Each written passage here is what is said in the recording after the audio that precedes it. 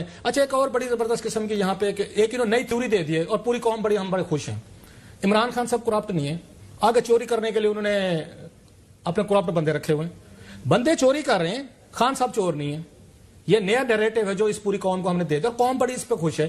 یہ کیسے ممکن ہے کہ کاشف عباسی صاحب تو ایماندار ہے, باقی پروڈکشن ٹیم پیسے پکڑتی ہے؟ یہ نہیں ہو سکتا. تو کس نے پیسے بنائے یہ اس کی عرش شریف کی میں پیسے کس نے بنائے یہ بتائیں سر. آپ ابھی دیکھ لیں یہ شوگر میں پیسے کون بنا رہے ہیں, یہ اے پی پی میں پیسے کون بنا رہے ہیں, یہ آڈٹ کیے بغیر. یہ 300 آپ کا جی اے ڈی سی وہ جس پہ ہم پہ پوری ناراضگی میرے اور عامر متین صاحب پہ سارا غصہ نکلا کہ ہم نے اس قوم کے 300 بلین روپیز بچانے کی کوشش کی, ارشد میں آپ اور سعد مالک وغیرہ تھے, اس کا کس پہ تھا, وہ کن کی جیب میں جا رہے تھے؟ ہم نے اتنا کہا تھا نا, قصور کیا تھا ہمارا؟ اتنا قصور تھا کہ یہ پیسے قوم سے وصول کر چکے ہیں, یہ جو آپ کے بزنس مین فرینڈز ہیں, یہ ان کو نہیں کھانے دیں. یہ 300 ان کے باپ کا پیسہ نہیں ہے جیسا خان صاحب کہتے تھے. آپ کہتے نہیں معاف کر دو, ہم 4-5 نے کہا جی معاف نہ کرو, انہوں نے کہا جناب یہ ہم مافیا پہلے تو اس کو بریک کریں.